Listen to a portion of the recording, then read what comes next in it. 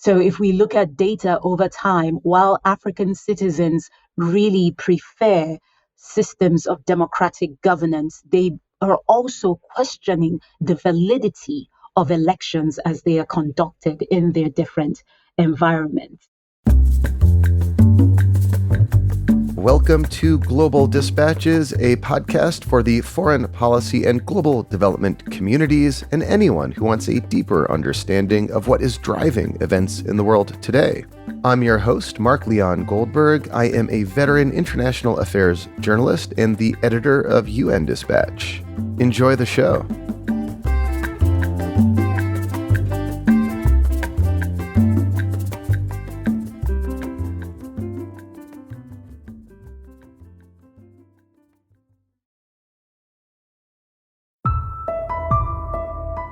2024 is an important year for African democracy. At least 19 national elections are scheduled to take place this year. To be sure, not all of these elections will be free or fair, let alone competitive. Some of these elections will serve to ensconce leaders for life, like Rwanda's Paul Kagame. Others may serve to consolidate power following a coup. But genuine multi-party democracies like Ghana and South Africa are also headed to the polls in important milestone elections. Joining me to discuss key trends in African democracy and some of the highlights on the African electoral calendar in 2024 is Oge Onubogu, director of the Africa program at the Woodrow Wilson Center. We kick off discussing Senegal, a once reliably stable democracy that has experienced significant backsliding and recently canceled upcoming elections. We then have a broader conversation about key trends in democracy throughout the continent. And a quick announcement before we begin, I wanted to plug again another podcast I think you'd enjoy. Disorder is a weekly podcast from Goalhanger Podcasts, the UK's #1 independent podcasting company, and the makers of The Rest is Politics and The Rest is History. The Disorder Show, which is co-hosted by Middle East expert Jason Pack and former British ambassador Alex Hall, tries to make sense of our mad world.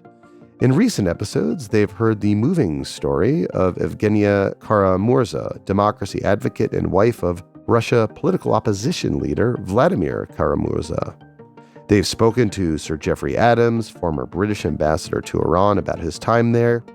And in next week's episode, they talk to Miles Taylor, author of the famous anonymous New York Times op-ed, "I Am Part of the Resistance Inside the Trump Administration," about the next threat facing democracy, artificial intelligence. You can find the Disorder Show wherever you get your podcasts or follow the link in the show notes of this episode. Now here is my conversation with Oge Onubogu, director of the Africa program at the Woodrow Wilson Center.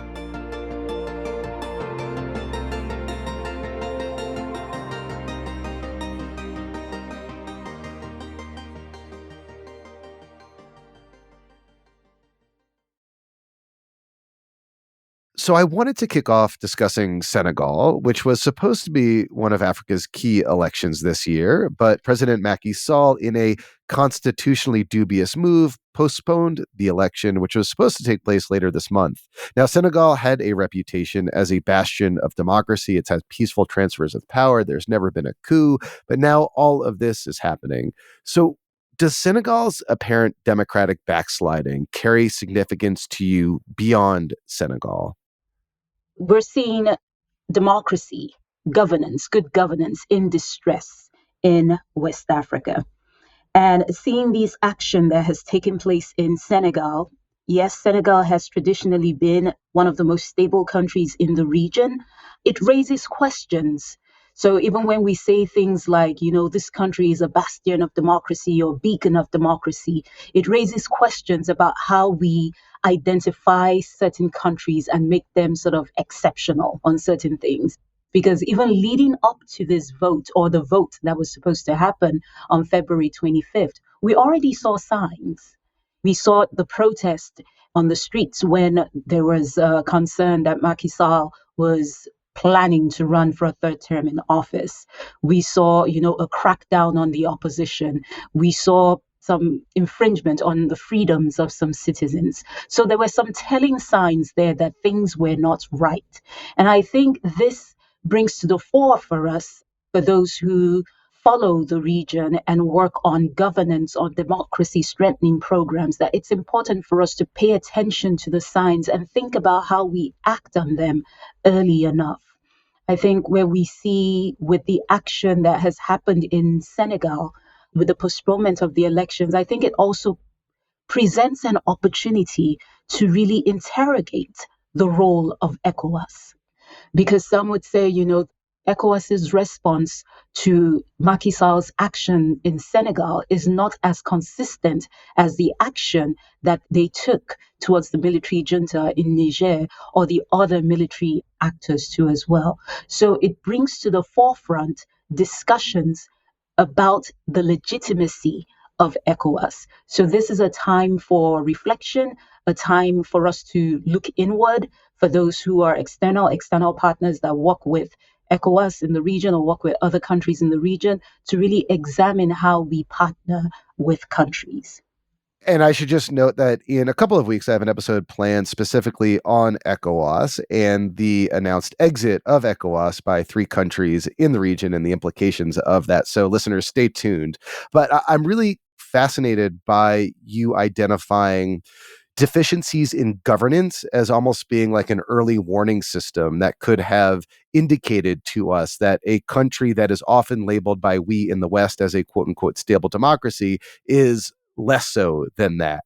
So using that kind of heuristic or rubric, like, are there other countries in the region that ostensibly we bestow like the title of stable democracy, like say Ghana, which also has an election later this year. But indeed, if you probe the surface, there are real big governance challenges that might undermine that label. So across the continent this year, we are going to see at least 19 elections will happen. 19 elections that are scheduled to happen. Not all of them might move forward. An important caveat. Exactly. Mali or Burkina Faso, even though they're scheduled to happen, they may not necessarily happen. But in all of these countries, we're unlikely to see, and at least half of these countries, we're unlikely to see competitive elections. We had Comoros that just had elections in January too as well. They're unlikely to be competitive because in at least half of them, you see electoral management processes that are not necessarily transparent, that are often controlled by the incumbents. So it really raises a question now about what truly qualifies as a real election on the continent. So if we look at data over time, while African citizens really prefer systems of democratic governance, they are also questioning the validity of elections as they are conducted in their different environments. And once you have the legitimacy of an electoral process being called into question, then you begin to question the authenticity of it. So at the end of the day, one thing that we see across all these countries that have elections scheduled that may not happen or happen, but one theme that we see consistently is that there's a common sort of yearning by citizens to see change, to have their voices heard, to be part of the process. And I think it's important that you actually see citizens wanting to be part of the process by engaging in the elections, in the electoral process. You mentioned Ghana and the fact that in West Africa, in discussions, people often point to Ghana as an example of a stable democracy or example that should be emulated by other countries in the region. But if we look at trends over time of Ghana's elections, if we look at the previous elections, we could see telling signs there too as well. Ghana will be conducting these elections in December of this year, where we are seeing the economic environment is strained. And we have seen a couple of protests that have been run by young people, something like the Fix the Nation protest. We've seen these protests that have happened over time. So these elections will be taking place in an environment of deep economic distress and citizen unsatisfaction with how things have been run in their country over time. Apart from that, it's also going to be highly contested. It will be a tight race. I think over time with elections in Ghana, we've been able to see sort of a smooth transition from one party to another. But going into these elections and considering the fact that we're actually looking at a parliament this time that is almost evenly split, it could go either way. So it's definitely one for us to keep our eyes on. Ghana's election commission, compared to several others in the West African region, has been one that has a reputation of being professional, has been one that folks have often pointed to as a positive example. So ensuring the independence of this institution moving into these elections this year will be key. But it's important for us to keep in mind that coming from the previous elections, it was a tight race. We see a pretty close parliament. We see elections that will be conducted within an environment where there is economic stress and just growing citizen discontent with public service delivery. So these are telling signs for us to keep in mind and hopefully will help inform the type of programming or engagement that we conduct leading up to these elections in December. So we can't go through every single one of these elections or scheduled elections, but there are a few that I wanted to highlight. Ghana was one of them, so I'm glad that you mentioned that and we discussed that. Another is South Africa, where it seems for the first time since the end of apartheid, the ANC is really facing a serious challenge. Can you broadly describe some of the political dynamics headed into elections this year, which I don't think they've been scheduled yet at time of recording, but pretty soon they will be scheduled. So by the time this is published, the date will have been announced, maybe. But in general, can you just describe some of the key dynamics you're watching in South Africa this year? For South Africa, I think since 1994, I think every election since then, since the post-apartheid era, we've seen ANC. ANC has literally dominated the vote. But these elections are happening at a time. So I think in the time frame, probably between May or August. So keeping our eyes on that, between May or August, we might see these elections happen. So these elections will be taking place at a time where perhaps for the first time we're seeing ANC's dominance at the polls will be questioned because just the growing citizen discontent, obviously you can see that there seems to be a theme across the board when it comes to elections on the continent this year, where you have growing citizen discontent, especially when it comes to service delivery. In the case of South Africa, we have seen ANC's popularity is declining. And most of that decline is attributed to just growing citizen discontent with poor service delivery. Load sharing, power cuts are pretty rampant. It is not what South Africans are used to. We've seen corruption and a concern from citizens as if the government seems detached from the everyday realities and struggles that the people are feeling. Unemployment rates are high across the country, and in many of the country's rural areas or township areas, you find people struggling. So these elections will be happening at a time when people are questioning, South African citizens are questioning ANC's popularity. So this will be a pretty tight race for the ANC because it will have to work to withhold its reputation. We've seen liberation parties dominate across Southern Africa, but it will really have to uphold its reputation. Even within the ANC itself, we see fractures within the ANC with members of the ANC or former members of the ANC who are either starting their own political parties or endorsing new political parties. Yeah, I saw former President Jacob Zuma, for example, endorsed a rival to Ramaphosa, who's the current president, ANC standard bearer. Yes, that's a challenge that they will have to face. You know, apart from Jacob Zuma endorsing a new political party, we also see the former ANC Secretary General, who was expelled from the party, also creating his own political party. Then again, you also have firebrand politician Julius from the Economic Freedom Fighters Party too as well, who was a former youth leader within the ANC. So not only will the ANC have to contend with its declining popularity amongst the citizens in South Africa. It also has to contend with the fractioning that we're seeing within the political party itself, and perhaps may also be thinking about what types of alliances it would go into for these elections. On the opposition side, the DA, when it comes to polling on governance, seems to be polling high, but the DA still needs to do a lot of work. It's still seen as a predominantly white political party. So it still needs to do a lot to make itself appealing to the majority Black population in South Africa. So definitely these elections are one to watch. It will be a tight battle for the ANC this year. So, one unfortunately recurring issue with elections in Africa can be election related violence. Are there any particular countries or scheduled elections that you are of concern that may indeed spark violence?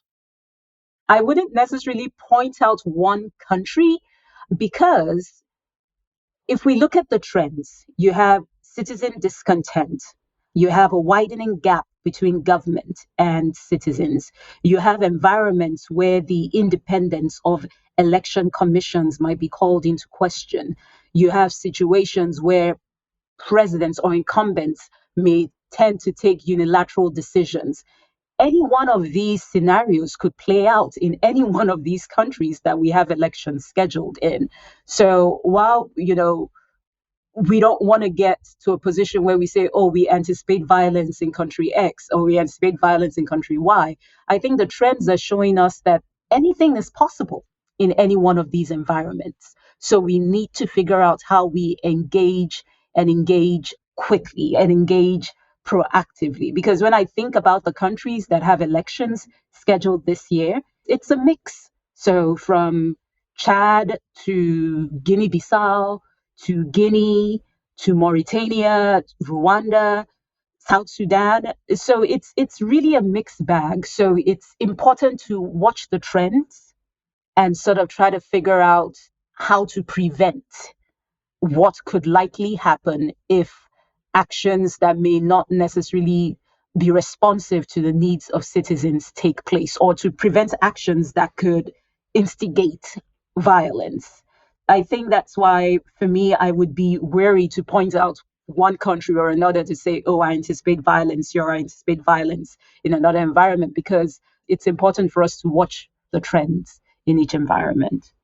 So one sort of trend in democracy and governance we've seen in Africa over the last couple of years is just a number of coups. There's been just an epidemic of coups across Africa, and there's even a belt of coups in the Sahel at this point. What can be done to reverse that trend? I think one of the things that we need to ask in terms of what could be done to reverse those trends is really asking ourselves the question of why are these coups happening in the first place?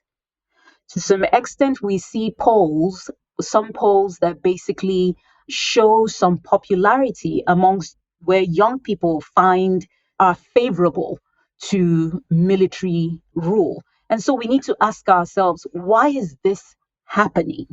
Is it because young people enjoy living under dictatorships? No.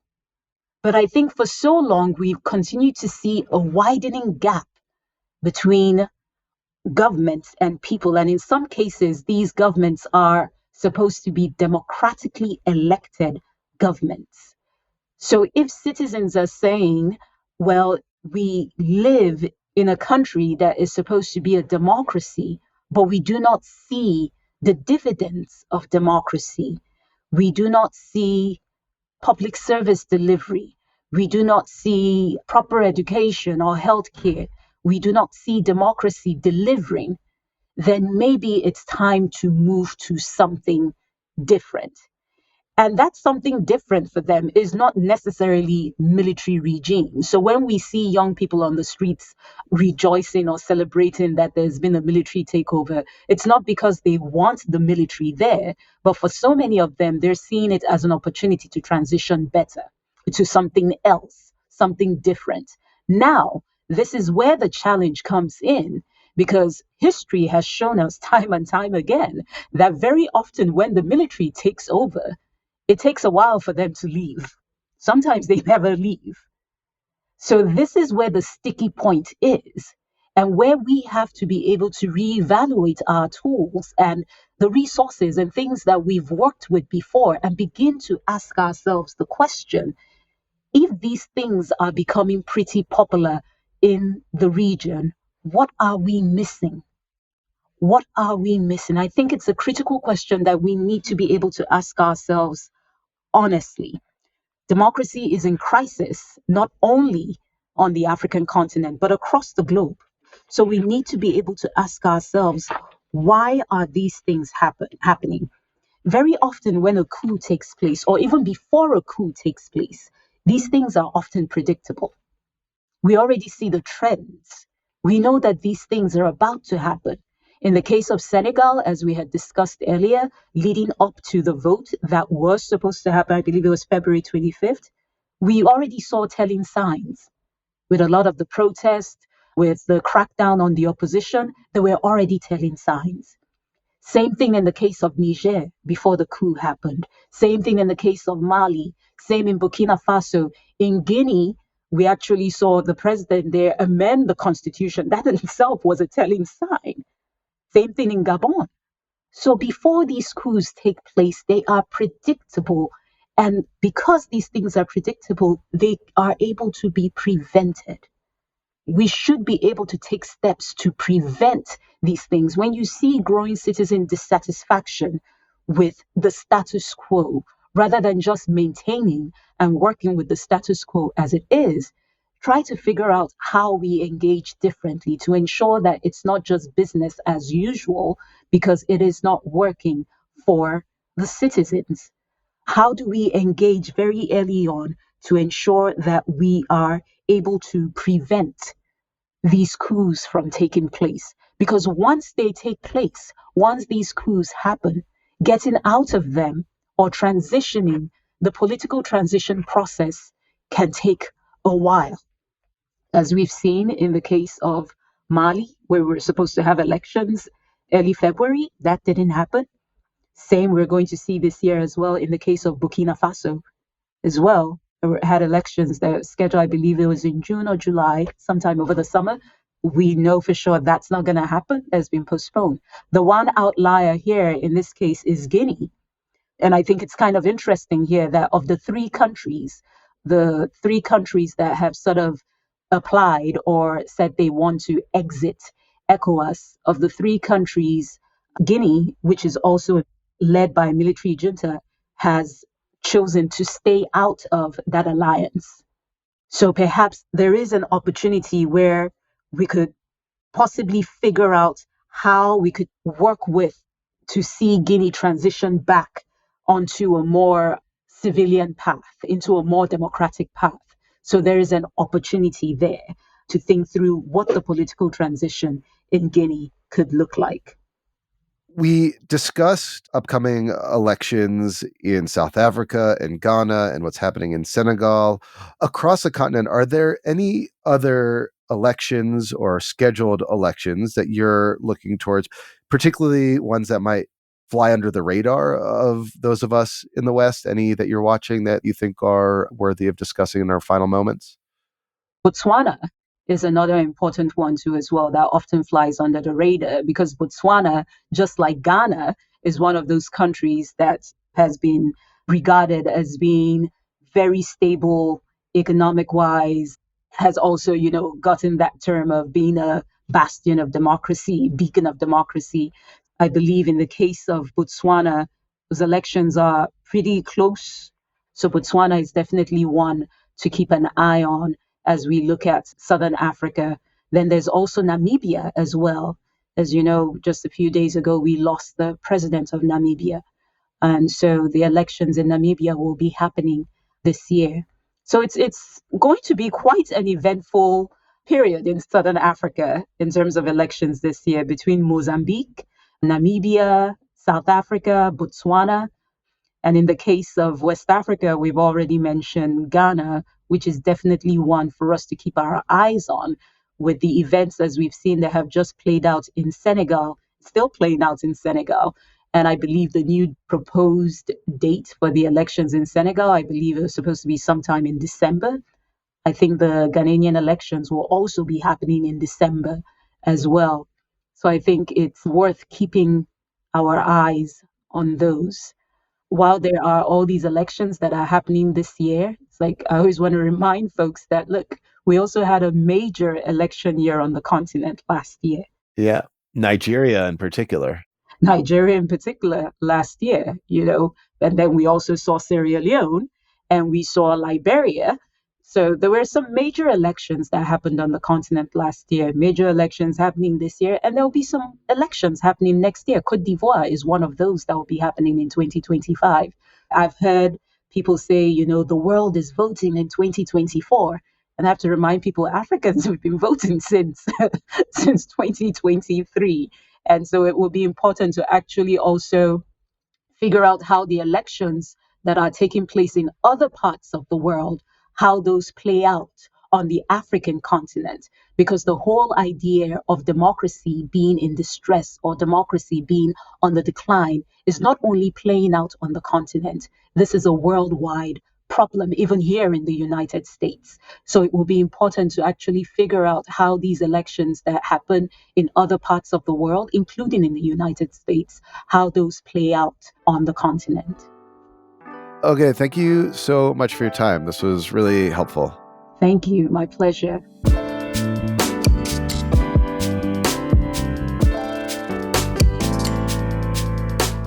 Thanks for listening to Global Dispatches. The show is produced by me, Mark Leon Goldberg.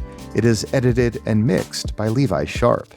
If you are listening on Apple Podcasts, make sure to follow the show and enable automatic downloads to get new episodes as soon as they're released. On Spotify, tap the bell icon to get a notification when we publish new episodes. And of course, please visit globaldispatches.org to get on our free mailing list, get in touch with me, and access our full archive. Thank you.